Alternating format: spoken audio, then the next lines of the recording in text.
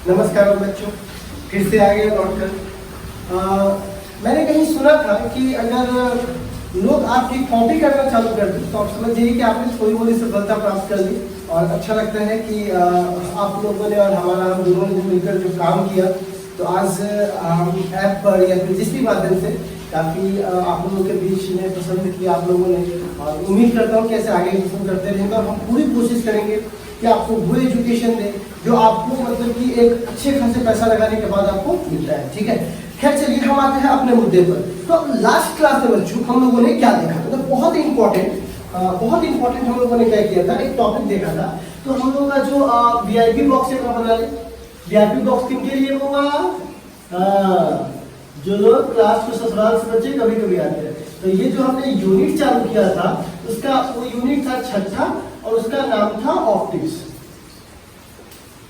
क्या नाम था? ऑप्टिक्स। ठीक है बच्चों, अब हमने क्या किया था, दूसरा चालू किया था, इसका क्या बोलते थे उसको? चैप्टर। ठीक है, इसको हम लोग नौवां चैप्टर बोलते हैं और उसको बोलते हैं रे ऑप्टिक्स। क्या बोलते हैं? Ray optics. इसके अंदर हम लोगों ने पढ़ा था बाबू, किसके बारे में बाबू? लाइट के बारे में, याद है ना बाबू? लाइट और इससे जुड़े प्रॉपर्टीज के बारे में। अब प्रॉपर्टीज कितना से कितना? 1 से लेकर के 25 तक, है ना? हालांकि और भी है, लेकिन मैं अभी आपको कम डराने के लिए इतना लिख पाया हूँ। 2-3 और है, लेकिन उसको पॉइंट नहीं, कुछ और बना के लिखवा दूंगा। ठीक है, वरना आपके वो सभी ऑब्जेक्टिव प्रॉपर्टीज पढ़ेंगे। तो चलिए हम लोग आज की सेशन की शुरुआत करते हैं। तो आज हम लोग क्या पढ़ने वाले हैं? तो आज हम लोग कुछ टॉपिक से बात करेंगे। देखो बुआ, जहां से आपको चलना है, कल की क्लास में आपने क्या देखा, आज क्या देखने वाले हो। तो आज हम लोग पढ़ने वाले हैं बुआ सबसे पहले इक्लिप्स के बारे में। इसके बारे में इक्लिप्स मतलब ग्रहण वगैरह होता है ना, ठीक है ना, उसके बारे में पढ़ने वाले हैं। तो हमने आपसे कल वादा भी किया था कि मैं ग्रहण वाला आपको पढ़ाऊंगा, तो आज ग्रहण लगने वाला है, रियल में नहीं, समझाने के लिए। ऐसा नहीं कि वहां तो शरीर नहा के आके ग्रहण लगने वाला है। रुक जाओ, पहले ग्रहण देखो फिर जाके नहा लेना। ठीक है, बारिश तो होगी।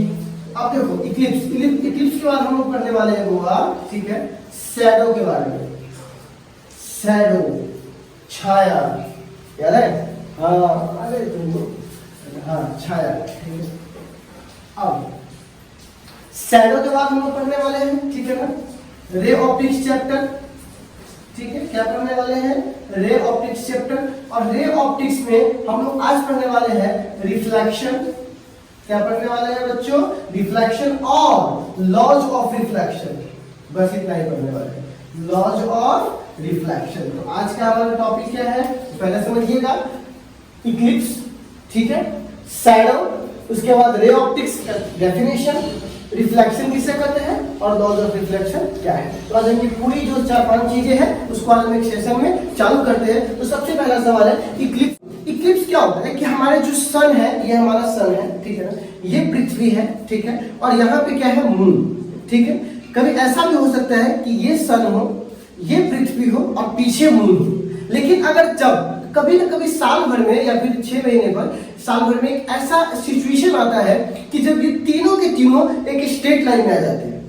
हो सकता है कभी कभी पृथ्वी आगे हो चंद्रमा के, कभी ऐसा हो सकता है कभी चंद्रमा आगे हो किसके? पृथ्वी के। ये दोनों में से कोई भी कंडीशन हो सकती है, ये तीनों एक दिशा में आ जाते हैं। तो होता क्या है कि सन से जो प्रकाश आता है उसको या तो पृथ्वी रोक लेता है चंद्रमा तक जाने में, या तो चंद्रमा रोक लेता है पृथ्वी तक जाने में। उसी कंडीशन को हम लोग बोलते हैं ग्रहण लग गया, मतलब कि इक्लिप्स हो गया। तो क्या बोलेंगे? जो सन से आने वाले लाइट है उसको अगर ऑब्स्ट्रैक्ट मतलब रोक दिया जाए, ठीक है ना, या रुका हुआ महसूस करें किसी के द्वारा, ठीक है, उसी अवस्था को हम लोग क्या बोलते हैं? हुआ इक्लिप्स। तो हम लोग हुआ जो पढ़ने वाले हैं टॉपिक, उसका नाम है, ठीक है ना, क्या बोलेंगे वो उसको हम लोग? इक्लिप्स। ठीक है, क्या बोलेंगे? इक्लिप्स। तो क्या बोलेंगे? ध्यान से देखिए, the phenomena of by which any body, कोई भी ऐसा बॉडी जो ऑब्स्ट्रैक्ट करे मतलब रोक दे, ऑब्स्ट्रैक्ट द लाइट फ्रॉम और टू इट कॉल्ड इक्लिप्स। क्या कहलाएगा वो? इक्लिप्स, मैं इसको समझा देता हूँ थोड़ा सा, एक बार वापस देख लीजिएगा। वह घटना जिसमें कोई भी बॉडी ऑब्स्ट्रैक्ट मतलब रोकता हो, किसको रोकता हो? हुआ जो लाइट फ्रॉम, या तो वहां से आ रहा है उसको रोके, या जा रहा है उसको रोके, ठीक है ना? या आता हुआ लाइट को कोई रोक दिया, या वो खुद ही रोक दिया जाते हुए लाइट को, ठीक है ना? तो फ्रॉम या टू। तो अब देखो क्या होगा, अगर पृथ्वी चंद्रमा के आगे आ जाएगी तो क्या होगा? वो जो लाइट चंद्रमा तक जाए तो उसको रोक दिया, जाने वाले लाइट को।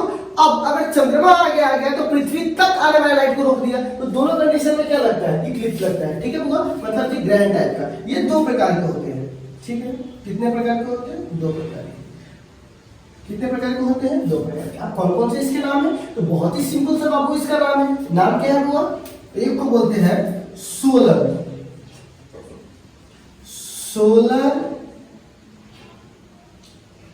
Eclipse, solar Eclipse. दूसरे को बोलते हैं बच्चों, दूसरे को बोलते हैं लूनर इक्लिप्स, ठीक है बच्चों? हम लोगों ने एक क्या बोला? सोलर इक्लिप्स, दूसरे को बोला लूनर इक्लिप्स, ठीक है ना? अब ये दोनों क्या होते हैं? तो सबसे पहले आपको हेडिंग देंगे जिसको हम बोलते हैं हुआ सोलर इक्लिप्स, ठीक है? ये बहुत ही सिंपल सा फेनोमेना है, मैं इसको समझा देता हूं। देखो बहुत सोलर इक्लिप्स के बारे में। तो देखिए, मान लीजिए बच्चों यहाँ पे सन है ना बच्चों, ठीक है? हाँ, तो यहाँ पे सन है, यहाँ पे है हमारा, ठीक है, पृथ्वी, और यहाँ पे है चांद, ठीक है? तो कोई लाइट है तो वो लाइट आया, ठीक है? ये मान लीजिए लाइट आना चाह रहा है, ठीक है? तो देखो एक तो ये रोक दिया, लाइट को जाने से रोक दिया। लेकिन एक बात बताइए,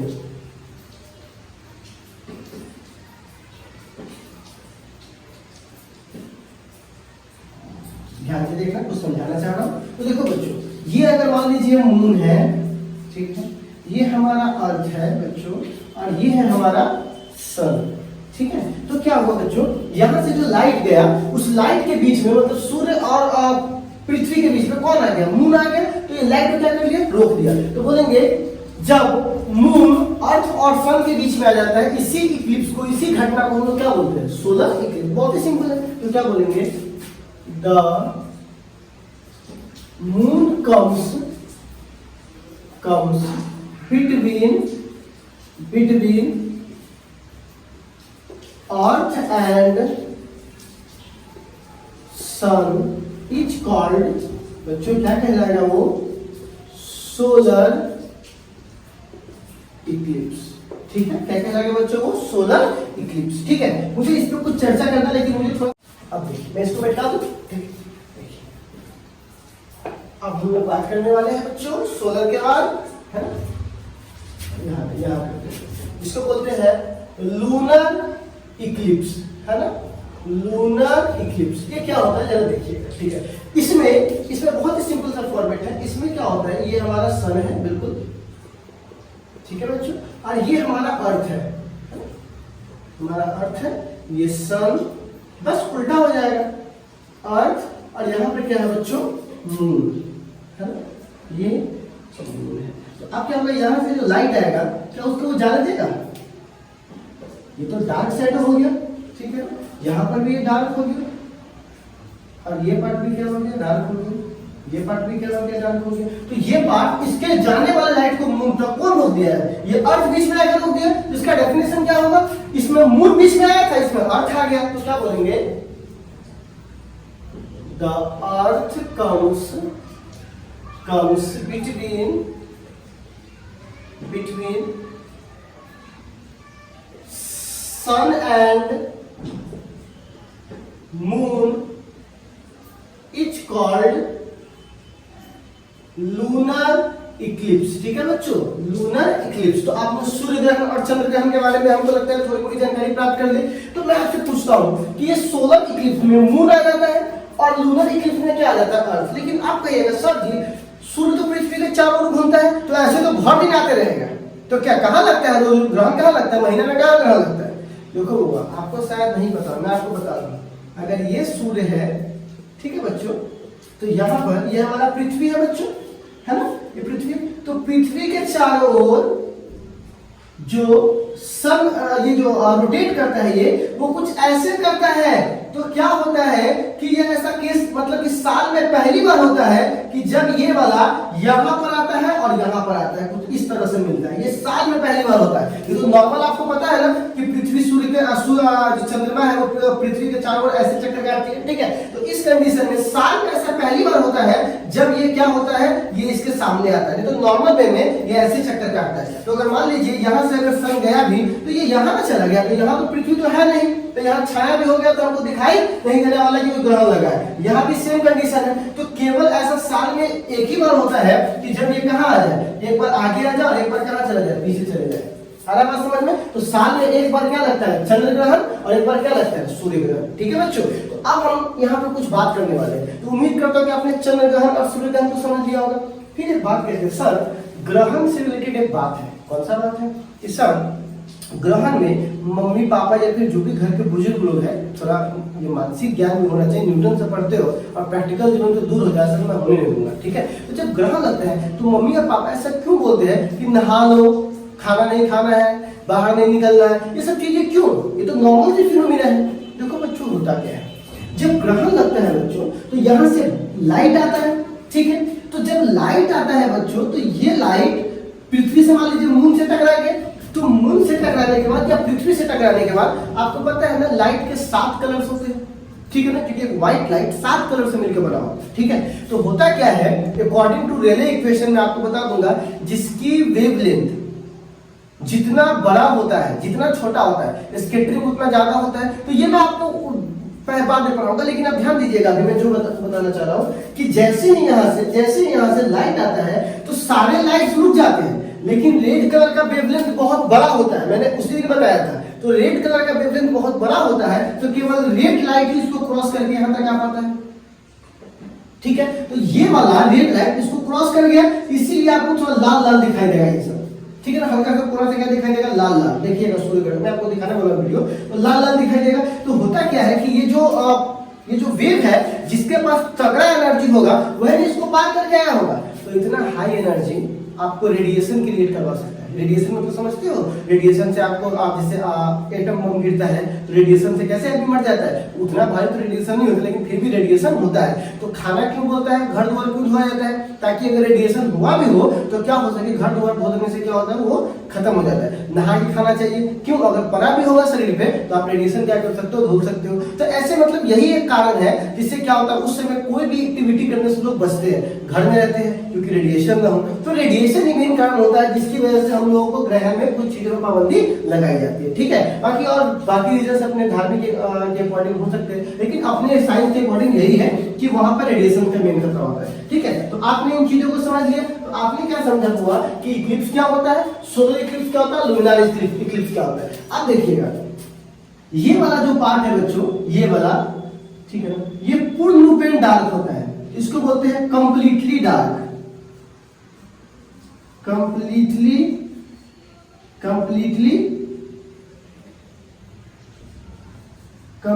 डार्क, ठीक है। और ये जो होता है ये पूरा रूपेण से डार्क नहीं होता, ये पूरा डार्क होता है, लेकिन ये पूरा डार्क नहीं होता। तो इसको हम लोग बोलते हैं पार्शियली डार्क, मतलब थोड़ा सा पार्शियली डार्क, इसको बोलते हैं कंप्लीटली डार्क, इसको बोलते हैं पार्शियली डार्क। तो देखो बच्चों, कंप्लीटली डार्क को हम लोगों ने एक नाम दिया है और पार्शियली डार्क को भी हम लोगों ने एक नाम दिया है, ठीक है। अब नाम क्या दिया जाए, हम लोग बोलते हैं उम्ब्रा,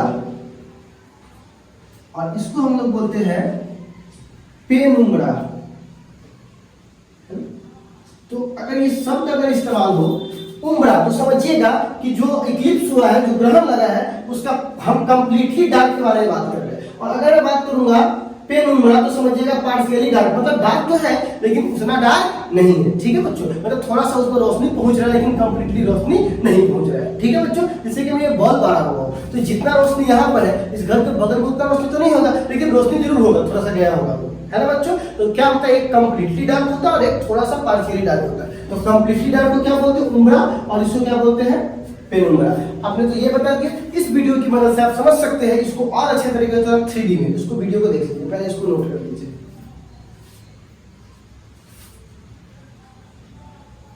जिस प्लैनेट पर रहते हैं उसका नाम है the earth. Moon is the natural satellite of earth. यह अर्थ के चारों ओर घूमता है। सन हमारे लिए लाइट का सोर्स है। मून के साथ अर्थ सन के अराउंड घूमती है। रेवोल्यूशन के दौरान कभी कभी सन, अर्थ और मून एक स्ट्रेट लाइन में आ जाते हैं। Such a situation is termed as an eclipse. इस वीडियो में हम जानेंगे सोलर एक्लिप्स और लूनर एक्लिप्स के बारे में। तो चलिए बात करते हैं सोलर एक्लिप्स के बारे में। किसी न्यू मून के एक स्पेशल डे पर सन, अर्थ और मून एक सीधी रेखा में आ जाते हैं। इससे मून की शैडो अर्थ पर गिरती है। इसे सोलर एक्लिप्स कहा जाता है। जाहिर है सोलर एक्लिप्स पर मून सन और अर्थ के बीच में आता है। The shadow of moon consist of darker part called umbra and lighter part called penumbra. Solar eclipse देखने के लिए हमें विशेष प्रकार के गॉगल्स की जरूरत होती है, नहीं तो सन की लाइट हमारे आईज को नुकसान पहुंचा सकती है। सपोज हमने विशेष प्रकार के गॉगल्स पहने और मून की शैडो के लाइटर पार्ट से यानी पेनम्ब्रा से सोलर एक्लिप्स देखने लगे, तब हम पाएंगे कि सन पूरी तरह से मून से ढका हुआ नहीं है। इसे पार्शियल सोलर एक्लिप्स कहा जाता है। लेकिन अगर हम शैडो के डार्क हिस्से में खड़े हो जाते हैं और एक्लिप्स देखते हैं तो हम सन को मून से पूरी तरह से ढका पाएंगे। इसे कहते हैं टोटल सोलर एक्लिप्स। अब चलिए बात करते हैं लूनर एक्लिप्स की। किसी फुल मून की एक स्पेशल नाइट को सन, अर्थ और मून एक सीधी लाइन में आ जाते हैं।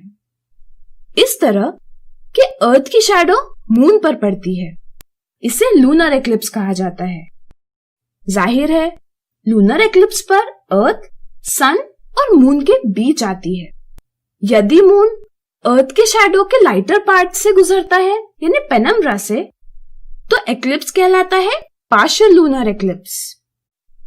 लेकिन अगर मून शैडो के डार्क पार्ट से गुजरता है तो एक्लिप्स कहलाता है total lunar eclipse. Total lunar eclipse के दौरान मून रेड दिखाई देता है। क्या आपको पता है ऐसा क्यों? ऐसा इसलिए क्योंकि सन की लाइट अलग अलग कलर्स से बनी होती है। अर्थ की एजेस से जब सन की लाइट पास होती है तो अर्थ के एटमॉस्फेयर में मौजूद पार्टिकल्स सिर्फ रेड लाइट को पास होने देते हैं।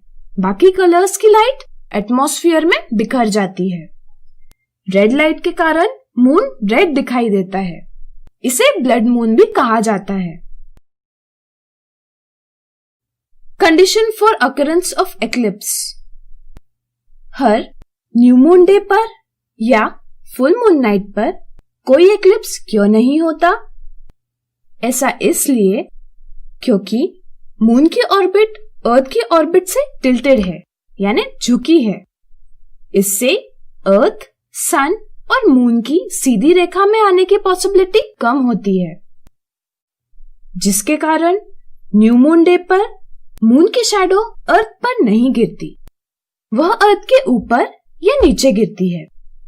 इसी प्रकार फुल मून नाइट पर अर्थ की शैडो मून पर नहीं गिरती, वह उसके ऊपर या नीचे गिरती है। इसलिए हर न्यू मून डे पर या फुल मून नाइट को एक्लिप्स नहीं होता। This is a reason eclipses does not occur on every new moon or full moon days. Before ending this topic, there is a tip for you. You must have heard many superstitions related to eclipses. Never believe any superstitions related to eclipses. All these are false.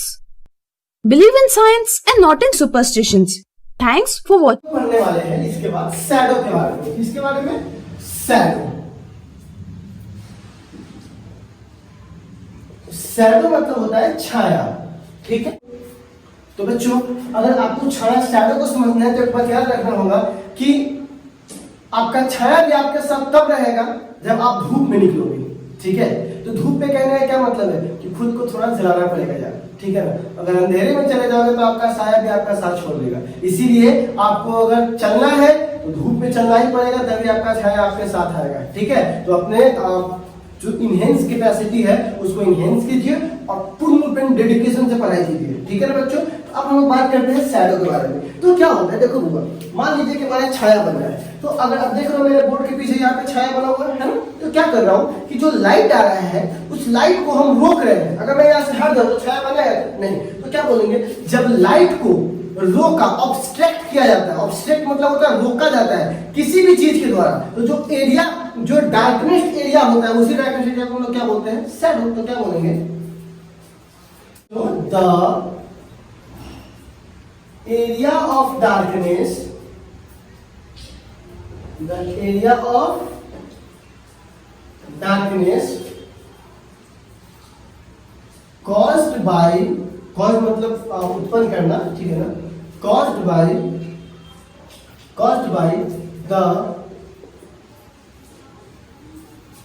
the something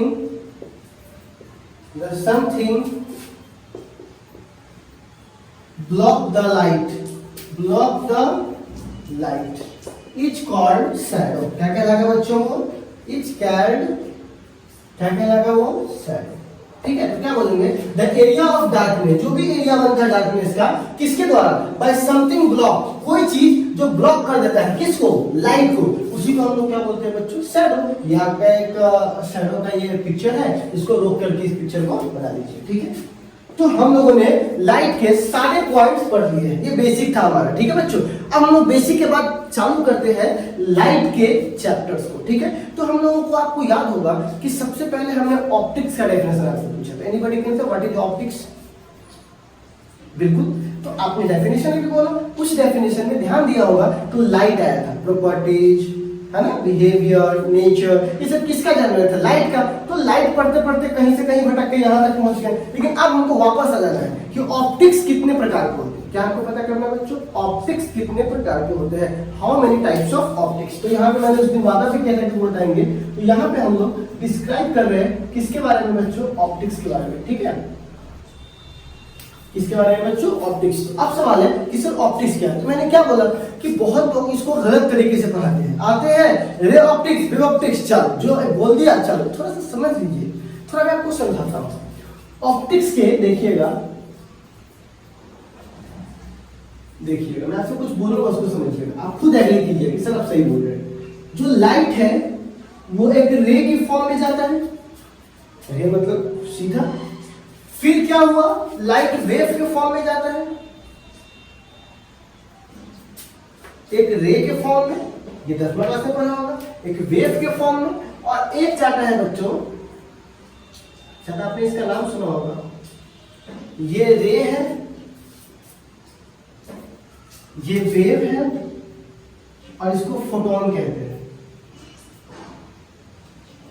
क्या है ना, light एक रे, light एक wave, light एक photon, है ना बच्चों। तो इसके कितने पार्ट्स होते हैं, तो हम लोग यहाँ पे कहते हैं, इसको बोलते हैं रे ऑप्टिक्स, इसको बोलते हैं वेव ऑप्टिक्स,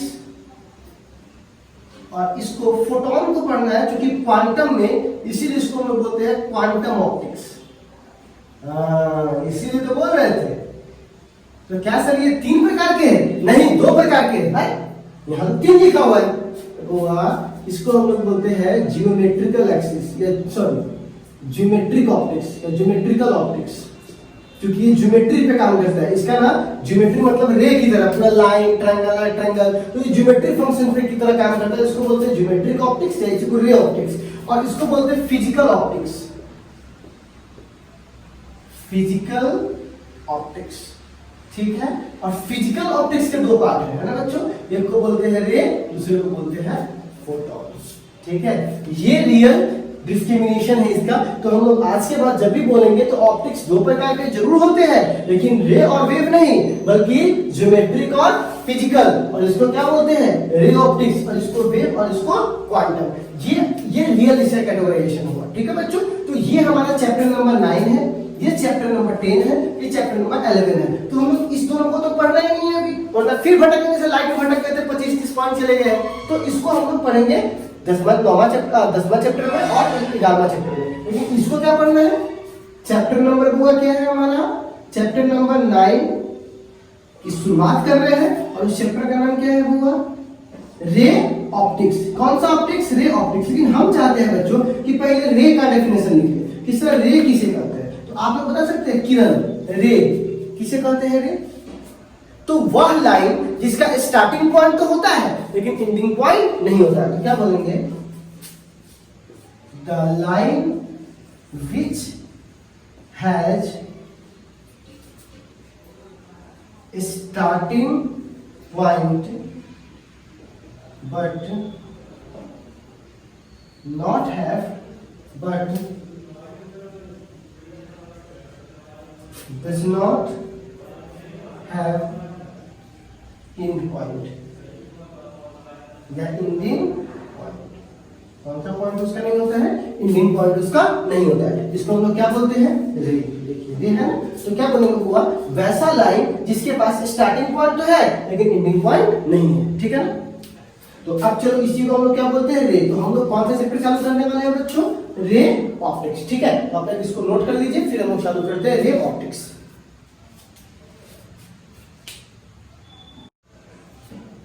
तो चलिए बच्चों, इतने सारे बकवास के बाद आज हम लोग चैप्टर की शुरुआत करते हैं। तो चलिए हम लोग अपने चैप्टर पे आते हैं, जो एनसीईआरटी का चैप्टर है। हम उम्मीद करते हैं कि आप लोग उस चैप्टर को एनसीईआरटी खोल करके, अभी नहीं, ठीक है ना, जब मैं बोलूंगा जैसे बोलूंगा वैसे कीजिएगा, प्लीज वैसे कीजिएगा ना, तो बहुत हम लोग साथ चलेंगे। आपका साथ इस समय बहुत जरूरी है। जब आप क्लास में थे ना बच्चों, तो हम आपको डांट कर किसी भी तरह से पढ़ा लेते थे, और अभी तो आप ही ना अपना मालिक हो। तो प्लीज हमें आपसे उम्मीद है, और आप बहुत अच्छे बच्चे हो, इसमें कोई दो राय नहीं है, बस थोड़ा कभी कभी बिगड़ जाते हो, तो ऐसा नहीं करना है। हाँ, आप मैं जैसे बोलूंगा ना वैसे होमवर्क को पूरा कीजिएगा, जो बोलूंगा उतना कीजिएगा, ठीक है। तो बच्चों हमारे पास चैप्टर नंबर क्या है, 9, ठीक है, जिसकी शुरुआत करते हैं, जिसका नाम है एनसीईआरटी का रे ऑप्टिक्स। आज हम लोग चैप्टर की शुरुआत करते हैं, ray optics and optical instrument.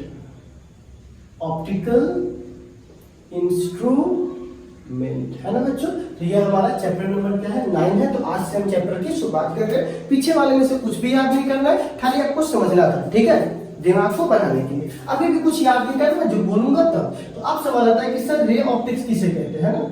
तो सर रे ऑप्टिक्स किसे कहते हैं, तो देखो बुआ, ठीक है, यह फिजिक्स का, यह ऑप्टिक्स का वह ब्रांच है जिसके अंदर हम मानते हैं कि लाइट एक रे की तरह काम करता है, और वो स्ट्रेट लाइन मतलब सीधी रेखा में गमन करता है। क्या बोलेंगे बुआ, रे ऑप्टिक्स का मतलब ही क्या हुआ कि यह ऑप्टिक्स का वह ब्रांच है जिसके अंतर्गत हम लाइट को रे की तरह मानते हैं। लाइट वेव की तरह भी हो सकता है, लेकिन वेव ऑप्टिक्स में, ठीक है। तो यह क्या बोलेंगे, यह फिजिक्स का वह ब्रांच है जिसके अंतर्गत हम लाइट को रे की तरह मानते हैं, और रे कैसे ट्रेवल करता है, सीधी रेखा में, ठीक है। इसी बात को लिखेंगे, it is a branch of optics in which, यह ऑप्टिक्स की वह शाखा है बच्चों जिसमें इन which we consider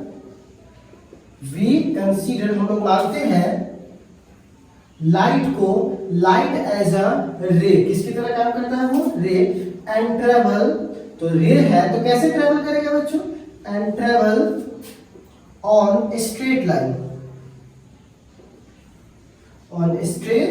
line, is called, क्या कहलाएगा वो, इज कॉल्ड रे ऑप्टिक्स, या उसी को हम लोग क्या बोलते हैं हुआ, जियोमेट्रिक ऑप्टिक्स, ठीक है बच्चों।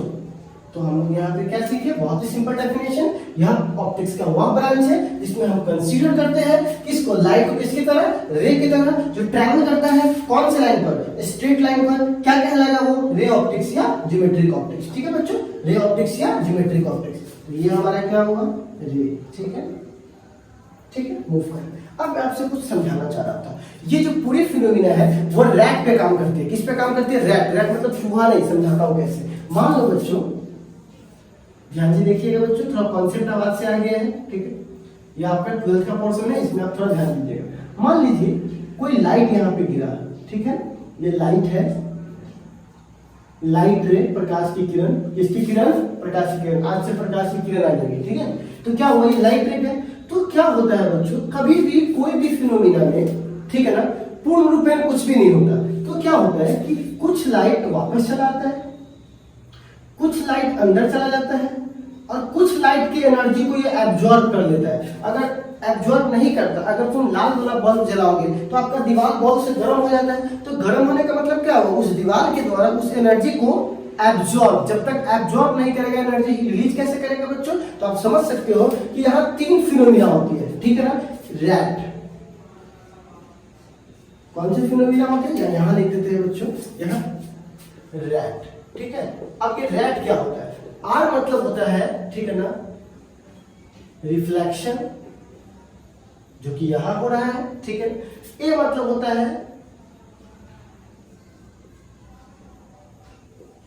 एब्जॉर्प्शन, जो यहां हो रहा है, ठीक है ना, ये एब्जॉर्ब कर रहा है। और टी मतलब होता है ट्रांसमिशन, ट्रांसमिशन, ठीक है। तो यहां 3 चीजें हो रही है। रैट मतलब कि एक तो लाइट रिफ्लेक्ट भी हो रही है, एब्जॉर्ब भी हो रही है, और ट्रांसमिट भी हो रही है। ट्रांसमिट मतलब पार करके आगे भी चली जा रही है। तीनों घटनाएं होती है, हर चीज में होती है। तो अगर आप इस तीनों को जोड़िएगा, इसको x मान लेते हैं, इसको y मान लेते हैं, इसको z मान लेते हैं, तीनों घटना को जोड़िएगा तो लाइट का 100% हो जाएगा। कहिए क्या 100% हो गया? तो मतलब देखो, अगर ये 100% लाइट है तो मान लीजिए 80% लाइट वापस आ गया, 15% लाइट इसमें चला गया, तो 80 और 15 कितना हो गया? 95। तो 5% लाइट कहाँ गया? तो 5% को एब्जॉर्ब कर गया। तो सब तीनों फिनोमेना को जोड़िएगा तब जाके ये 100% आएगा। ऐसा नहीं कि 100 का 100 रिफ्लेक्ट हो गया, 100 का 100 चला गया, 100 का 100 एब्जॉर्ब हो गया, नहीं। ये 3 चीजें होती है, तीनों को मिलाइएगा तब लाइट का 100% आपको मिलेगा, ठीक है। तो यहाँ पर आप समझ गए होंगे कि यहाँ पे 3 घटनाएं होती है, एब्जॉर्प्शन, रिफ्लेक्शन, रिफ्रैक्शन। तो यहाँ परावर्तन, अपवर्तन और एब्जॉर्प्शन। तो देखो, हम एब्जॉर्प्शन वाली कहानी पढ़ेंगे कब? जब आइंस्टीन का एक क्वांटम थ्योरी पढ़ेंगे तब। अभी हमको 2 चीजों पर ध्यान देना है, रिफ्लेक्शन और रिफ्रैक्शन। तो हमको तो अभी रिफ्रैक्शन पढ़ना ही नहीं। रिफ्रैक्शन का मतलब होता है अपवर्तनांग, अपवर्तन, जो एक से दूसरे में चला जाता है, और रिफ्लेक्शन का मतलब होता है वापस आ जाना। तो हमको दोनों केसेस पढ़ने हैं, लेकिन सबसे पहले कौन सा पढ़ना है? वो रिफ्लेक्शन।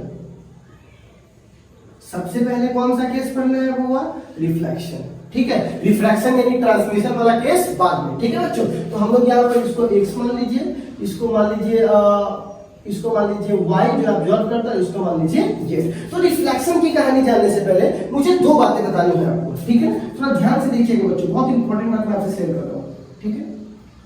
कहते हैं ना कि 10वां वाला पढ़ाएंगे कि हाँ व्हाट इज परावर्तन, अपवर्तन, 2 नियम पढ़ाइए, आगे बढ़ जाइए। नहीं, पहले रुकिए। मैंने आपको बोला था कि सबसे बेस्ट एजुकेशन आपको दूंगा, मैं आपको दिखा दूंगा उसका चलो, ठीक है। तो रिफ्लेक्शन में क्या होता है बच्चों? मान लेते हैं कि यहाँ पर एक कैंडल है, ठीक है बच्चों, ये कैंडल है, ठीक है। अब ये प्लेन सरफेस है, कैसा सरफेस है? प्लेन सरफेस, ठीक। थोड़ा सा मेरा इंटेंशन आप दीजिए, यहां से लाइट आया, ठीक है। अभी चूंकि मैं कौन सा केस डील कर रहा हूं? रिफ्लेक्शन। तो कौन हटा दूंगा? एब्जॉर्प्शन और ट्रांसमिशन। बहुत सारे बच्चे ये समझते हैं कि ये खाली रिफ्लेक्शन हो रहा है, नहीं, तीनों फिनोमेना होती है, लेकिन हम केवल कौन सा भी देख रहे हैं? रिफ्लेक्शन। बाकी 2 को हटा दीजिए। तो मान लेते हैं कि रिफ्लेक्ट होने के बाद ये यहाँ पर आया है, ठीक है। तो एक तो लाइट आ नहीं रहा होगा, तो ऐसे और भी लाइट्स आएंगे, ठीक है। तो फिर यहाँ से होकर कहाँ आया? यहाँ पे आया, ठीक। फिर और भी लाइट होंगे, तो फिर यहाँ से होकर कहाँ आया? यहाँ आया, ठीक है। मान लीजिए एक और लाइट होगा, ऐसे तो बहुत से प्रकाश की किरण आती है, तो यहाँ से यहाँ आ गया, ठीक है। और यहाँ पे हमारा अखिया है, अखिया समझते हो? हाँ। तो जहां से प्रकाश जा रही है, तो ये कौन सा पैटर्न है? तो रेगुलर पैटर्न है,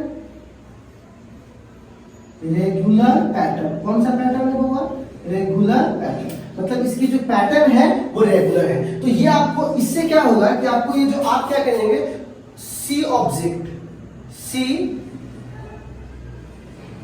सोर्स, ठीक है। तो जो लाइट जहां से आ रही है हम उस सोर्स को देख सकते हैं, ठीक है। जैसे आप देखते भी होंगे कि मान लीजिए कोई आईना है, आप आईना को देख रहे हैं, पीछे बल्ब जल रहा है, तो बल्ब से, क्योंकि आईना प्लेन है, तो वो बल्ब से क्या होता है? आईना पे पड़ता है, और आईना से कहां आता है? हमारे आंखों पर आता है। तो हम आराम से उस बल्ब को देख लेते हैं।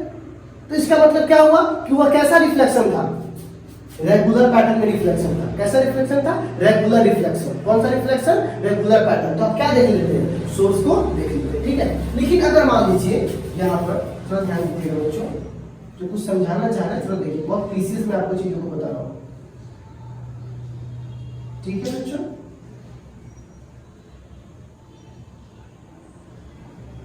ठीक है बच्चों, तो यहां से क्या हो गया, मान लेता हूं कि यहां पर वही मोमबत्ती रखा हुआ है जो यहां रखा हुआ था, और ये रेगुलर है कि इरेगुलर है? इरेगुलर पैटर्न, मतलब ये जो पैटर्न है वो रेगुलर नहीं है, मतलब कि उबड़ा खबड़ा पैटर्न है, ठीक है। अब क्या हुआ, यहां से टकराया तो ये यहां चला जाएगा, ठीक है, अच्छा। और यहां से टकराया तो ये कहां चला जाएगा? यहां चला जाएगा, अच्छा।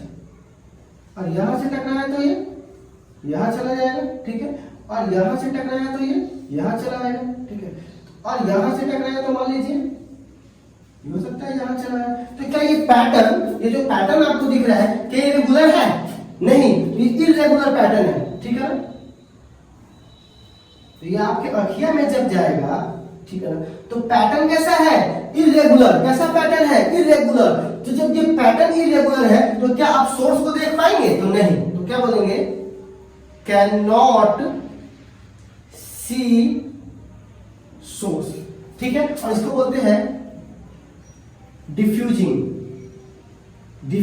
रिफ्लेक्शन। कौन सा रिफ्लेक्शन बोलते हैं वो? इसको डिफ्यूजिंग रिफ्लेक्शन। तो इस केस में आप क्या नहीं देख पाते हो? सोर्स को नहीं देख पाते हो। तो सर ये कहां होता है? ये दीवार है, ये दीवार है। मैं इस दीवार को क्या कर रहा हूं? देख रहा हूं। क्या इस दीवार से लाइट नहीं आ रही है? अगर मैंने पहले क्लास में ही बोला था, याद करो मेरी बात को, अगर इससे लाइट नहीं आती तो हम इस दीवार को देख ही नहीं पाते। तो मतलब इससे लाइट आ रही तभी तो हम दीवार देख पा रहे हैं। लाइट तो आ रही है, लेकिन क्या हम दीवार में उस बल्ब को देख पा रहे हैं? नहीं। क्यों? क्योंकि ये खुरदुरा है, समझ रहे हो। लेकिन इस बोर्ड को देखिए, इस बोर्ड पे आपको लाइट चमकता हुआ दिखाई दे रहा है। क्यों? क्योंकि ये बोर्ड प्लेन है, इसलिए हम सोर्स को देख पा रहे हैं। क्योंकि ये कैसा पैटर्न है? रेगुलर रिफ्लेक्शन है। और ये क्या है? इरेगुलर रिफ्लेक्शन है। उम्मीद करता हूं आपको समझ में आ गया रेगुलर रिफ्लेक्शन और इरेगुलर रिफ्लेक्शन। तो रेगुलर रिफ्लेक्शन में हम देख पाते हैं सोर्स को, और इरेगुलर रिफ्लेक्शन में नहीं देख पाते। तो आपके लिए कहेगा सर ये ज्यादा अच्छा? नहीं, ज्यादा अच्छा ये है। क्योंकि अगर ये होगा तो आप खाली एक ही चीज को देख पाइएगा, बोर्ड चमकता है ना, बोलते हैं बोर्ड चमकता है। लेकिन अगर ये होगा तभी ना पूरे दीवार को देख पाइएगा। तो जो पूरी चीज आपको दिखाई दे रही है वो किसकी वजह से दिखाई दे रही है? इसकी वजह से। वरना इसकी वजह से तो खाली आपको ये पैटर्न इतना ही दिखाई देगा, लेकिन इसकी वजह से पूरा दीवार दिखाई देता है आपको, ठीक है। समझ रहे हैं बात को? तो यहाँ पर कहने का मतलब हुआ कि रेगुलर पैटर्न से आपको दिखाई जरूर देता है, लेकिन सोर्स दिखाई देता है। लेकिन इरेगुलर पैटर्न लाइट को फैला देता है, जिससे आपको पूरा दिखाई देता है, ठीक है बच्चों। क्या दिखाई देता है? पूरा। तो आप ऐसा सोचिए कि इरेगुलर पैटर्न ज्यादा आपके लिए फायदेमंद है नॉर्मल दुनिया में, ठीक है। तो हमारे पास रेगुलर और इरेगुलर। अब हम लोग पढ़ेंगे व्हाट इज रिफ्लेक्शन, ठीक है ना। अब हम लोग डेफिनेशन पढ़ेंगे, ठीक है बच्चों। तो हम उम्मीद करते हैं कि आपको थोड़ा न्यू टाइप का लगा होगा, तो आप इसको एक उतार लीजिए। और मैंने आपको क्या बोला था बच्चों? मैंने आपसे कहा था कि आप न्यूटन से जुड़े रहिए, एक सेकेंड भी आपको नहीं लगने देंगे कि आपको कहीं से भी, आप जहां का नाम ले लीजिए वहां से आपको कम मटेरियल देंगे, ठीक है ना। आपको बेटर मटेरियल देंगे, बस आप खाली जुड़ रहिए, ठीक है। इसको आप नोट कर लीजिए आराम से। फिर हम लोग आगे बढ़ते हैं, व्हाट इज रिफ्लेक्शन पे आते हैं। अब क्वेश्चन है बच्चों कि रिफ्लेक्शन क्या है, ठीक है ना।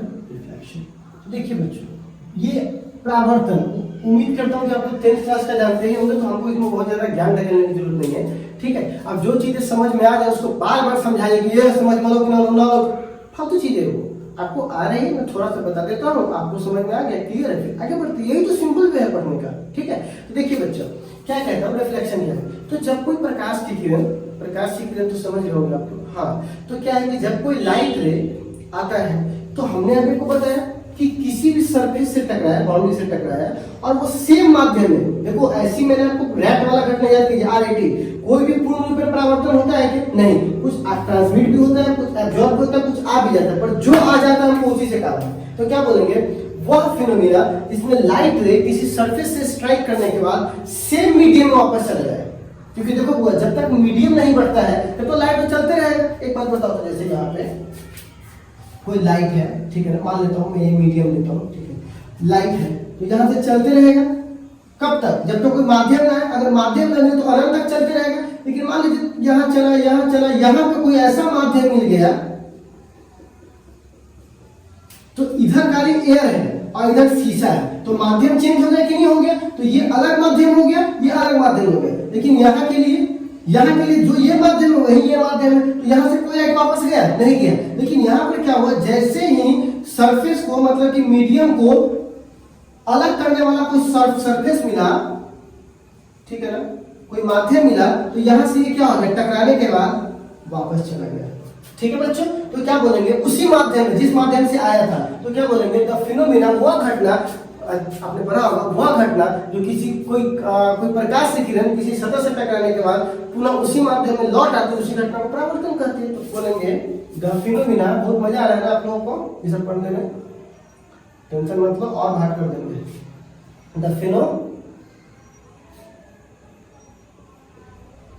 The phenomena in which light ray strike on surface and come back in same medium, this phenomena is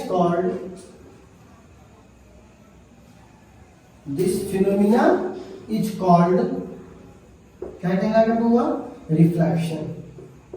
रटने की जरूरत नहीं है कि आपसे बिहार में ये पूछेगा व्हाट इज परावर्तन किसे कहते हैं, व्हाट इज रिफ्लेक्शन, इसी को इंग्लिश में हटवा दिए। अब बढ़िया तोड़ तोड़ के देख हुआ, द फिनोमिना, वह घटना, इन विच, जिसमें लाइट रे स्ट्राइक, क्या यार तुम लेवल गिरा है, ठीक है, जहां आएगा मैं बता दूंगा। तो क्या बोलेंगे, वह घटना जिसमें जब लाइट रे स्ट्राइक करता है किससे, किसी सरफेस से, तो वापस आ जाता है सेम माध्यम में, उसी घटना को हम लोग क्या बोलेंगे वो रिफ्लेक्शन। ठीक है, जिससे वो गए तो उससे हम लोग क्या बोलेंगे वो रिफ्लेक्शन। तो ये मैंने आपको दिखा दिया है घटना। अब क्या है बच्चों कि रिफ्लेक्शन से संबंधित कुछ इंपॉर्टेंट परिभाषाएं हैं, बच्चा वाला है लेकिन आपको जानना पड़ेगा। ठीक है, बच्चे वाला है पर आपको जानना पड़ेगा, ताकि हम लोग को कल हो गए कोई ये ना पूछे कि सर जी वो क्या है। तो some important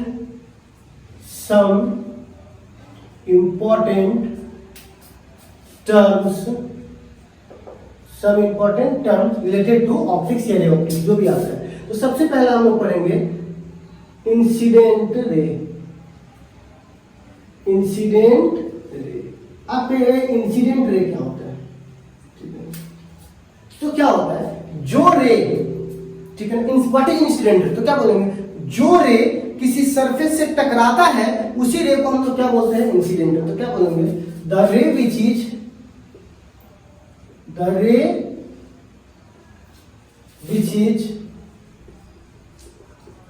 strike with surface is called incident ray. क्या कहलाएगा हुआ, इंसिडेंट रे। ठीक है, अब सवाल आता है reflected ray.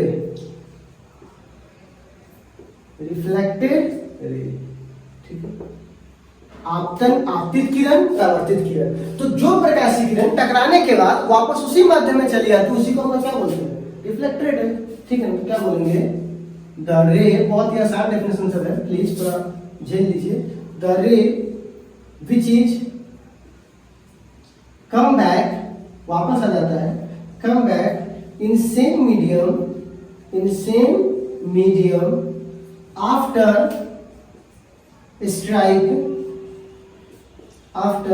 strike with surface is called, क्या कहलाएगा बच्चों, वो रिफ्लेक्टेड रे। कौन सा रे कहलाएगा बच्चों, रिफ्लेक्टेड रे। ठीक है, यहाँ पे मैं आपको एक बना देता हूँ ताकि आप लोग ध्यान से देख लो। ठीक है, यहाँ देखना, ठीक है, एक लाइट रे आया, ठीक है, और यहाँ से चला गया, तो इसको हम लोग क्या बोलते हैं, वो इंसिडेंट रे, और इसको क्या बोलेंगे, वो रिफ्लेक्टेड रे। ठीक है ना, इंसिडेंट रे, और इसको क्या बोलेंगे, रिफ्लेक्टेड रे। ठीक है, अब हमारे पास आता है तीसरा, जिसको बहुत इंपॉर्टेंट, इसको बोलते हैं नॉर्मल रे। कौन सा रे, वो नॉर्मल रे। आप कहिएगा ये नॉर्मल रे क्या होता है। देखो बहुत लोग कहते हैं नॉर्मल रे सरफेस और परपेंडिकुलर होता है, मैं इसको नहीं मानता। ये मतलब ठीक है, ये बात सही है, डेफिनेशन सही है, लेकिन थोड़ा सा लॉजिकल भी तो होना पड़ेगा ना। देखो होता क्या है, जैसे मान लीजिए बच्चों हमने कोई लाइट लिया, ठीक है ना, लेजर लाइट, उसको मैं सोचिए मैंने ऐसे मारा तो लाइट ऐसे जाएगा, ऐसे वापस चला जाएगा। लेकिन मैं इसको और ऐसे करते करते करते सीधा कर देता हूँ, तो जब मैं सीधा मारूंगा तो वो सीधे वापस आएगा। तो मैं क्या बोलता हूँ कि इसका ये परपेंडिकुलर है, ठीक है। तो वो नॉर्मल रे कहने का क्या मतलब है कि जब कोई लाइट रे किसी सतह से टकराए और जिस रास्ते पर गई थी उसी रास्ते पर वापस आ जाए, उसी को हम लोग क्या बोलते हैं, नॉर्मल। ज्योमेट्री के साथ में कहिएगा तो सतह का परपेंडिकुलर, नॉर्मल का मतलब ही होता है परपेंडिकुलर। परपेंडिकुलर मतलब 90 डिग्री, ठीक है। जैसे कि यहां देखिए,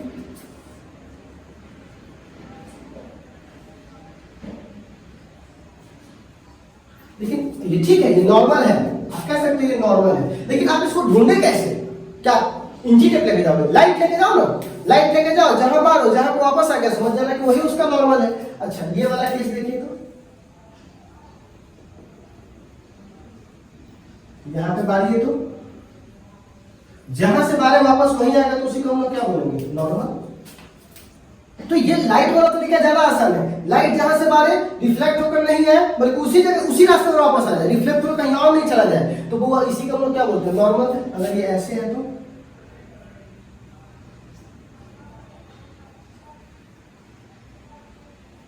देखो जहां से गया था वहीं वापस आ गया, ये भी तो हो जाएगा, जहां से गया था वहीं वापस आ जाएगा, ठीक है ना। तो वहां पर हमने क्या देखा कि नॉर्मल किसे कहते हैं, तो क्या बोलेंगे, द लाइट रे come back on same path after reflection is called normal. तो क्या बोलेंगे, द लाइट रे come back on same path after reflection. किसके बाद होगा, after reflection is called normal. क्या कहलाएगा वो, इज कॉल्ड नॉर्मल। समझ में आ गया? नॉर्मल किसे कहते हैं, जो रिफ्लेक्शन के बाद वापस उसी रास्ते पर आता है, उसे हम लोग क्या बोलेंगे, नॉर्मल। तो आपने इन चीजों को देखा, एक बार ध्यान से इसको उतार लीजिए, फिर हम लोग इससे और आगे बढ़ते हैं फर्दर। हमारे पास वो जो नेक्स्ट है उसको हम बोलते हैं एंगल ऑफ इंसिडेंट, ठीक है ना। चौथा डिफिनेशन में देखेंगे एंगल ऑफ इंसिडेंट, ठीक है। बच्चा वाला चीज सब है, लेकिन क्या बोले, बेसिक से लेकर हाई तक चलेंगे, ठीक है ना। एंगल ऑफ इंसिडेंट, अब ये क्या होता है जरा समझिए, ठीक है। देखो क्या होता है कि मान लीजिए कि हमने एक सरफेस लिया, ठीक है। अब इससे एक मैंने बाउंड्री लिया, सरफेस लिया, और यहाँ पे लाइट आया, रेगुलर सरफेस की बात कर रहे हैं, क्योंकि हमको यहाँ रेगुलर ही पढ़ना है। जब कोई लाइट आया इसको नॉर्मल कहते हैं, क्या बोलते हैं इसको, नॉर्मल। तो इसको कौन सा रे बोलेंगे, इंसिडेंट रे। ये कौन सा रे है, इंसिडेंट रे। इसको क्या है, नॉर्मल। तो जो नॉर्मल से इंसिडेंट रे एंगल बनाता है उसी को हम लोग क्या बोलते हैं, वो एंगल ऑफ इंसिडेंट। बहुत ही सिंपल। तो क्या बोलेंगे, the angle form by the incident ray from the normal is called angle of incident. तो क्या बोलेंगे, the angle formed by the incident ray from the normal is called angle of incident, ठीक है ना। इसको डिनोट भी करते हैं बच्चों, इट इज डिनोटेड बाय आई। कैसे डिनोट करते हैं बच्चों, आई से, ठीक है। अब हम लोग बात करेंगे एंगल ऑफ रिफ्लेक्शन, ठीक है, पांचवा, एकदम आसान होगा, सर आपको पता होगा, एंगल ऑफ रिफ्लेक्शन, ठीक है, जिसको हम लोग आर से भी डिनोट करते हैं। तो ये क्या होगा, जिस तरह यहां से यहां देखिएगा, जब कोई लाइट आया बच्चों, ठीक है, ये प्लेन सरफेस है, क्योंकि हम लोग रेगुलर पैटर्न वाला पढ़ रहे हैं, इनरेगुलर वाला नहीं, ठीक है। तो ये इंसिडेंट था, इंसिडेंट रे, है ना। अब ये क्या है बच्चों, नॉर्मल है, और ये क्या है, रिफ्लेक्टेड, ठीक है। और ये क्या है, वो आर, और ये क्या है, आई। तो क्या बोला जाता है, जब रिफ्लेक्टेड रे नॉर्मल से जितना एंगल बनाता है उस एंगल को क्या बोलेंगे, एंगल ऑफ रिफ्लेक्शन। आ गया, अब दोबारा नहीं समझने के लिए प्लीज।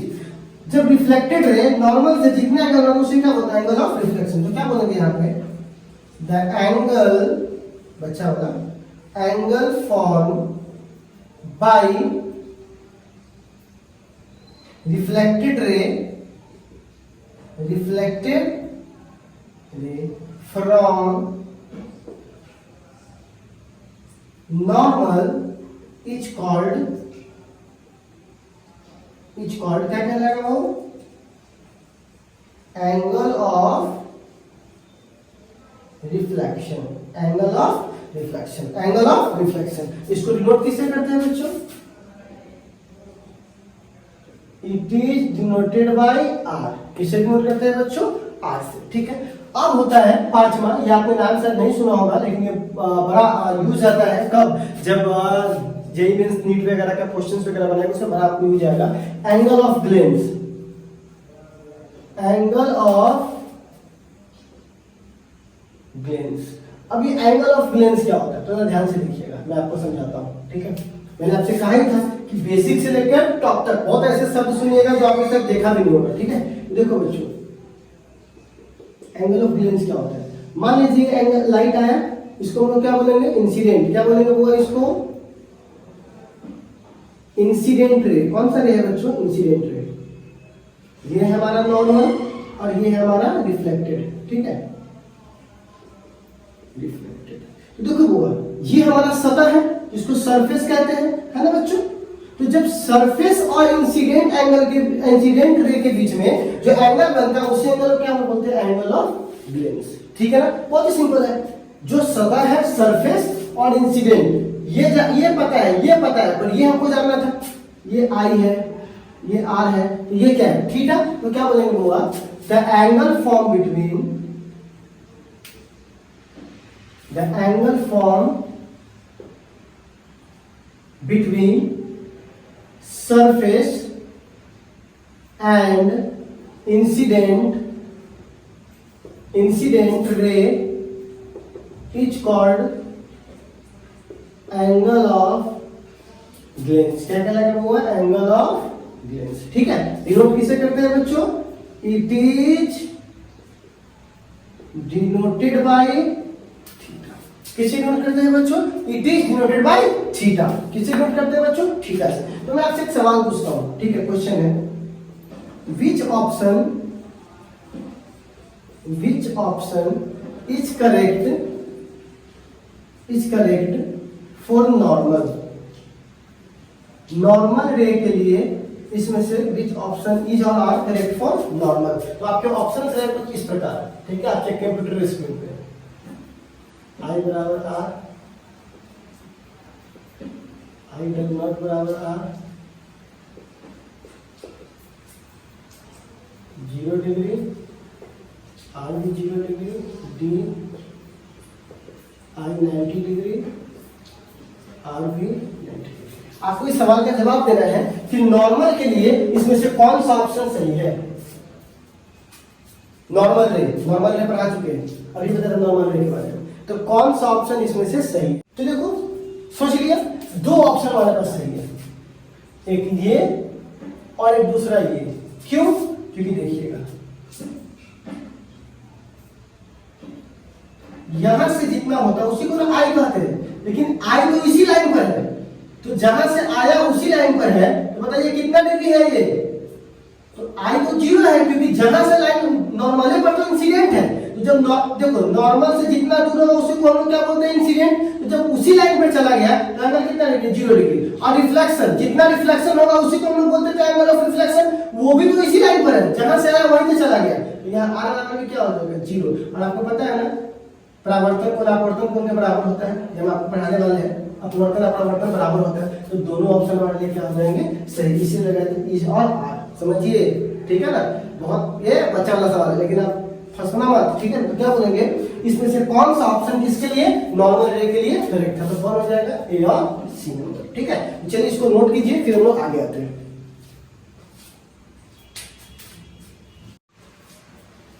अब हम लोग पढ़ने जा रहे हैं बच्चों क्या, लॉज ऑफ रिफ्लेक्शन, ठीक है ना। बच्चा वाला सवाल है, परावर्तन के 2 नियम आपको ही पता होगा, ठीक है ना। तो क्या बोलेंगे, there are 2 laws of reflection, 2 laws of reflection, ठीक है ना। तो यहाँ पर पहला एकदम सिंपल सा लॉ है, लॉ 1, आपतन कोण परावर्तन कोण के बराबर होता है। तो यहाँ पर क्या बोलेंगे, अकॉर्डिंग टू दिस लॉ, थोड़ा बढ़ा देते हैं, according to this law angle of incident is equal to angle of reflection, ठीक है ना। मतलब I इज इक्वल टू क्या होता है बच्चों, R। कितना साधारण लॉ है यार। अब देखो बच्चों, तो यहाँ पे अगर मान लेता हूँ प्लेन सरफेस, तो लाइट आया ऐसे चला गया, ठीक है। ये नॉर्मल है, ये आपको पता है इंसिडेंट, और ये रिफ्लेक्टेड, तो वो ये एंगल क्या हो जाएगा I, ये एंगल क्या हो जाएगा R। तो आप कह सकते हो I बराबर R, ठीक है। अब ये वाला केस ले लो, ठीक है। अगर सतह कुछ ऐसा हो, ठीक है, तो इस वाले सतह में भी देखो, अगर लाइट आया, ठीक है, और लाइट चला गया, ठीक है, तो वो यहाँ पर भी तो नॉर्मल होगा, बिल्कुल। तो ये क्या हो जाएगा I, और ये क्या हो जाएगा R। तो इस केस में भी वैलिड होगा, तो I बराबर क्या हो जाएगा R। इनफैक्ट ये किसी भी केस में वैलिड है, ठीक है ना। तो ऐसा नहीं कि केवल इस केस में उस केस में नहीं, ये फॉर्मूला किसी भी केस में वैलिड है, ठीक है। ये I, तो यहाँ से आया, यहाँ से चला गया, ये हमारा नॉर्मल है, क्योंकि नॉर्मल देना बहुत जरूरी है, पहले नॉर्मल से ही काम करते हैं। तो यहाँ पर भी क्या हो जाएगा I बराबर R, ठीक है। तो ये हमारा क्या हो जाएगा I बराबर R। तो ये किसी भी केस के लिए क्या है बच्चों, वैलिड है। अब आता है सेकंड नंबर, यानी लॉ सेकंड, ठीक है, सेकंड नंबर लॉ, ठीक है। देखिए बहुत ही सिंपल लॉ है, ये आप जानते होंगे। मान लीजिए इंसिडेंट आया, रिफ्लेक्टेड हुआ, तो एक बात बताइए, लाइट आया ऐसे, गया भी किधर, ऐसे, ठीक है। तो वो नॉर्मल खींचेंगे, नॉर्मल ऐसे नहीं खींचेंगे।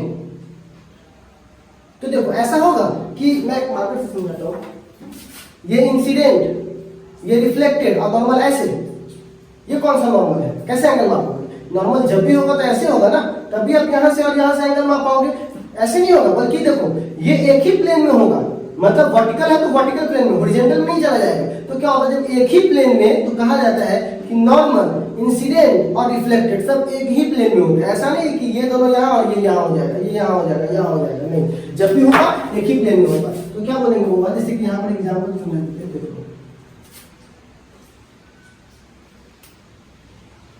देखो बच्चों ध्यान से, एक लाइट आया, ठीक है, थोड़ा सा देख लीजिए, थोड़ा सा ध्यान लगा लीजिए बच्चों, और यहाँ से चला गया, है ना। लाइट आया और लाइट क्या हुआ, चला गया। अब लाइट आया और लाइट चला गया, तो यहाँ पर हम लोग क्या खींचेंगे, वो नॉर्मल, क्या खींचेंगे, नॉर्मल। और ये हमारा क्या है बच्चों, इंसिडेंट, ठीक है। अब क्या होगा देखिएगा,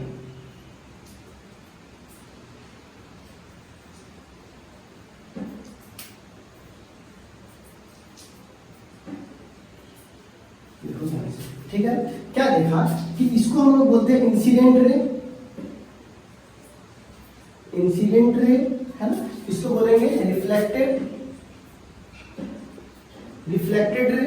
तो आप देख रहे हो सतह ऐसे है, लेकिन इंसिडेंट, रिफ्लेक्टेड और नॉर्मल। तो ये वर्टिकल प्लेन हुआ, ये कौन सा प्लेन हुआ, वर्टिकल, और ये क्या है, हॉरिजॉन्टल। तो हमारा ये जो प्लेन है वो किसमें है, वर्टिकल प्लेन में है, ठीक है ना। कौन से प्लेन में है, सारा का सारा वर्टिकल में ही है, ठीक है।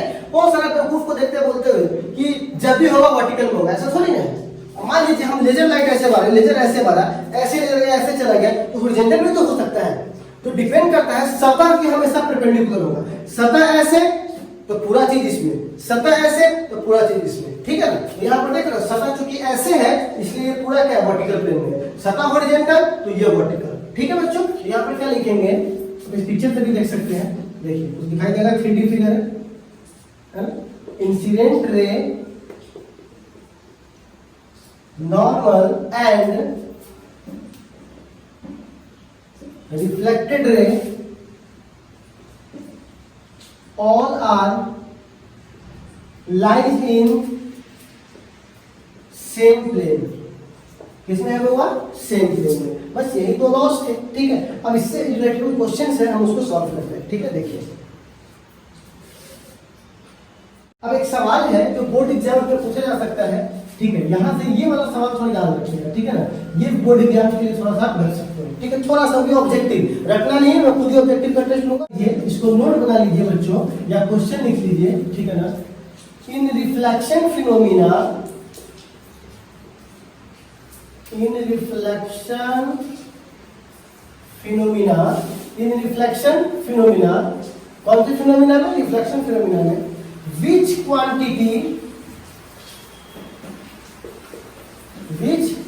quantity या quantities are या is change। रिफ्लेक्शन फिनोमिना में कौन सा क्वांटिटी या क्वांटिटी चेंज करेगा, ठीक है। आपके ऑप्शन है स्पीड, बी में वेवलेंथ, सी में फ्रीक्वेंसी, डी में एम्पलीट्यूड या इंटेंसिटी,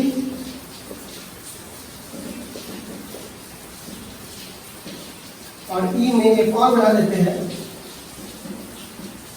एम्पलीट्यूड, क्योंकि पैसा दिया हो तो थोड़ा बढ़ा दीजिए, ठीक है ना। चलिए अब बताओ इसमें कौन कौन चीज नहीं बदलेगा, कुछ सोच बदलेगा। देख बच्चों मैं आपको समझाता हूँ। आपको पता है जिस माध्यम से गया था उसी माध्यम में लौटा है, तो एयर से गया था एयर में ही आएगा, स्पीड बदलेगा? पानी में तब स्पीड बदलता, वेवलेंथ स्पीड नहीं बदलता, वेवलेंथ कैसे बदल जाएगा? फ्रीक्वेंसी कलर को डिसाइड करता है। तो क्या भेजे हो रेड तो क्या वापस आ रहा ब्लू? नहीं, मतलब फ्रीक्वेंसी बदलने वाला नहीं। इंटेंसिटी, हाँ लाइट की चमक जरूर घट जाएगी। जितना चमक से लाइट गया था, तुम्हारा घर अगर प्लास्टर नहीं हुआ होगा तो उतना घर नहीं चमकेगा, अब प्लास्टर हो जाएगा घर ज्यादा चमकेगा। क्यों? क्योंकि वो लाइट को ट्रैप कर लेता है, खा जाता है, उसकी क्या कम हो जाती है? इंटेंसिटी, मतलब उसकी चमक कम हो जाती है। और इंटेंसिटी डायरेक्टली प्रोपोर्शनल होता है एम्पलीट्यूड के स्क्वायर की, तो एम्पलीट्यूड भी कम हो जाएगा, ठीक है ना। तो कितनी चीजें बदल जाएगी? दो चीजें, इंटेंसिटी और एम्पलीट्यूड। क्या क्या नहीं बदलेगा? स्पीड, वेवलेंथ और फ्रीक्वेंसी। ऑब्जेक्टिव है कि रिफ्लेक्शन के दौरान इसमें से कौन कौन सी चीजें कांस्टेंट होती है? Speed, wavelength, frequency. Board exam में पूछा हुआ है, लेकिन वो रिफ्रैक्शन है, रिफ्लेक्शन है, तो ध्यान रखिएगा, चेंज भी कर सकते हैं अपना उनको। जब रिफ्लेक्शन के बजाय रिफ्रैक्शन में पूछ चुका है तो रिफ्लेक्शन में क्यों नहीं पूछ सकता है, इसलिए ध्यान रखिएगा, ठीक है। कौन कौन सी चीज नहीं बदलता? स्पीड, क्योंकि सेम माध्यम वापस आता है। वेवलेंथ, क्योंकि स्पीड नहीं बदलता। फ्रीक्वेंसी, क्योंकि कलर नहीं बदलता, ठीक है ना। अब बदलता क्या है? उसकी चमक और उसका एम्पलीट्यूड, ठीक है बच्चों। अब एक नोट है, note second. If reflection take place, जो रिफ्लेक्शन की घटना है इन डेंसर मीडियम, कौन से मीडियम होगा? ये सब थोड़ा एडवांस में समझ लीजिएगा। मैं चार पॉइंट को पढ़ाऊँ, लेकिन क्वेश्चन तो मैंने पढ़ा दिया, सोचा कि इसको बाद में डिस्कस करेंगे। इस पॉइंट को हमको फर्दर वेव ऑप्टिक्स में डिस्कस करना है, जिसको बोलते हैं स्टोक्स लॉ ऑफ रिफ्लेक्शन। वहाँ वेव थ्योरी के नाम है, यहाँ पर मैं रे थ्योरी पढ़ रहा हूँ, लेकिन क्योंकि है तो यहाँ लिख देने में क्या जाता है बच्चों, वहाँ डिस्कस कर लेंगे, सवाल कर लेते हैं, ठीक है ना। तो अगर रेयर, अगर देखो दो मीडियम होता है, रेयर और डेंसर, बता चुका हूँ पहले ही, याद है ना बेसिक में। तो डेंसर जहाँ स्पीड कम होती है, तो जहाँ पे डेंसर मीडियम में ऐसा होगा तो फेज चेंज हो जाता है, फेज चेंज पार्ट। देखो रेयर में होगा तो नहीं होगा, लेकिन डेंसर से अगर रेयर में जाएगा, रेयर से डेंसर में तो नहीं, लेकिन अगर डेंसर से कहा जाएगा रेयर में, तो कितना फेज चेंज हो जाएगा? पाई का। फेज कहाँ आता है? जहाँ वेव ऑप्टिक्स है, और वेव यहाँ आपको पढ़ना नहीं है, लेकिन क्योंकि खास मैंने यहाँ बता दिया, फिर जो काम यहाँ रे ऑप्टिक्स के आधार पर कर रहे हैं वही काम वहाँ अगले चैप्टर में करेंगे। तो अभी खाली इसको जानकारी के रूप में रख लीजिए कि जब भी डेंसर से रेयर में जाएगा तो कितना चेंज कर जाएगा उसका फेज? पाई। डिटेल स्टॉक्स लॉ पढ़ेंगे वहां तब वहां बता देंगे, ठीक है। तो चलिए बच्चों, उम्मीद करता हूँ कि अभी आप लोगों ने रिफ्लेक्शन की ये सारी चीजें पढ़ ली होगी। तो एक बेहतरीन वीडियो है, उसको आप देखिए, तब तक हम क्वेश्चन लिख लेते हैं, ठीक है। इस वीडियो में ध्यान से For today is laws of reflection.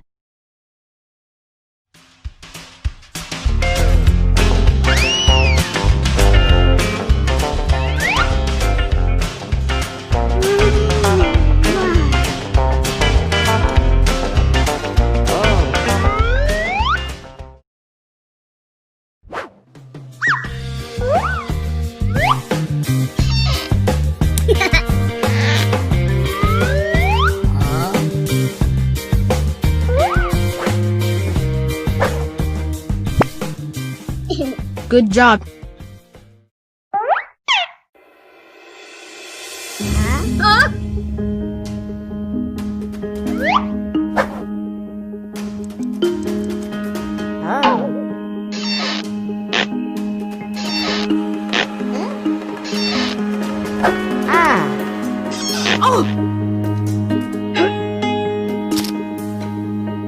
What happened to our light?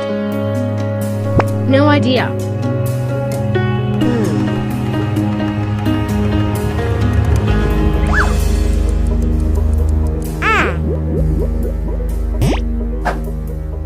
I have an idea. Really?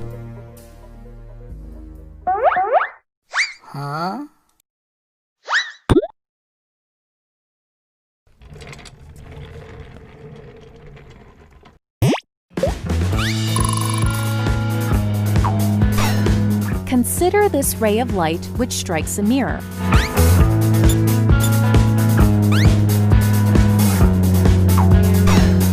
This ray of light is called the incident ray.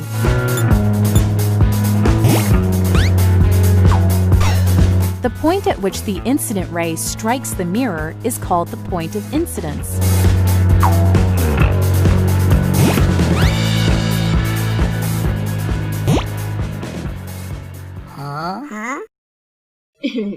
Let's go up.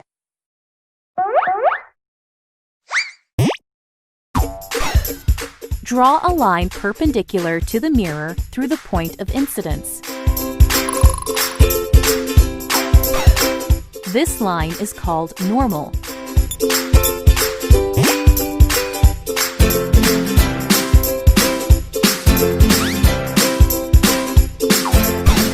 The angle which the incident ray makes with the normal is called the angle of incidence.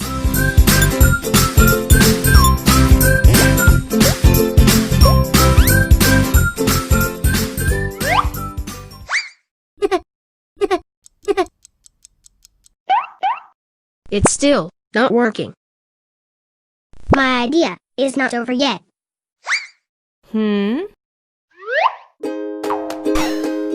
When the incident ray strikes the mirror, it will bounce off the mirror.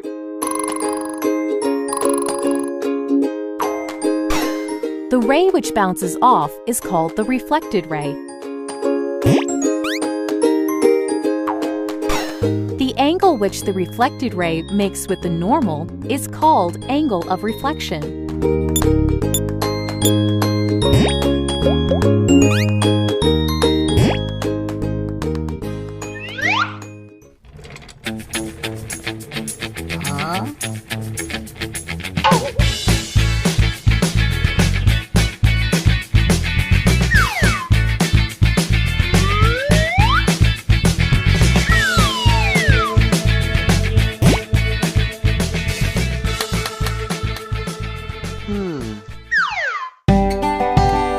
Let us learn the two laws of reflection. The angle of incidence is always equal to the angle of reflection.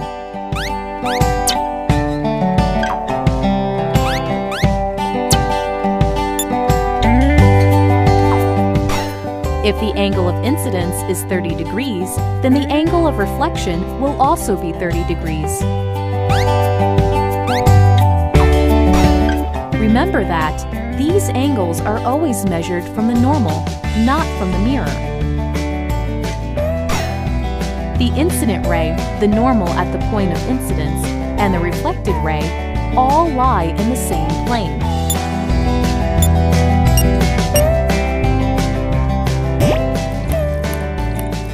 तो चलिए बच्चों, पहले इस सवाल पे हम बाद में आएंगे। उम्मीद करता हूँ कि आपने इंटरटेन हुआ होगा, सीखा होगा इससे। चलिए, हालांकि बेसिक तो आप जानते ही थे, चलिए थोड़ा फनी के लिए लगा देते हैं कि आप सीखिए भी और थोड़ा एंटरटेन भी कर लें। चलिए बच्चों, आप लोग इस क्वेश्चन को देखिए, थोड़ा ध्यान से देखिएगा। इस क्वेश्चन में हमको थीटा का मान निकालना है, ठीक है। अब थोड़ा सा मजा आएगा, जो हम पढ़ाए आज का पूरा क्लास में, अब आपको रियल न्यूटन से भेंट होगा। अभी तक तो सर बच्चा वाला पढ़ा रहे हैं, बेसिक है, अरे ये पढ़ रहे थे आप, ना देखो बोल रहे हैं, आप देखो जरा ध्यान से। ये तो खैर बच्चा वाला है, इसको बना सकते हो। तो पूछेगा थीटा की वैल्यू क्या है, ये देखो 30 डिग्री। आपको पता है ना आपतन कोण परावर्तन के बराबर होता है, तो ये भी कितना हो जाएगा 30 डिग्री, ठीक है। अगर मैं इसको थोड़ा और ऊपर ले जाऊं तो ये 90, ये 30, तो ये कितना हो जाएगा 60, है ना बच्चों, कितना डिग्री 60। तो ये तीनों 180 है, तो यहाँ पे थीटा प्लस 60 बराबर कितना हो जाएगा 180। स्ट्रेट लाइन 180 होता है, तो 2 थीटा बराबर यहाँ पर क्या हो जाएगा 180 माइनस 60, तो 2 थीटा बराबर कितना हो जाएगा 120 कर जाएगा, तो थीटा बराबर कितना रहेगा 60।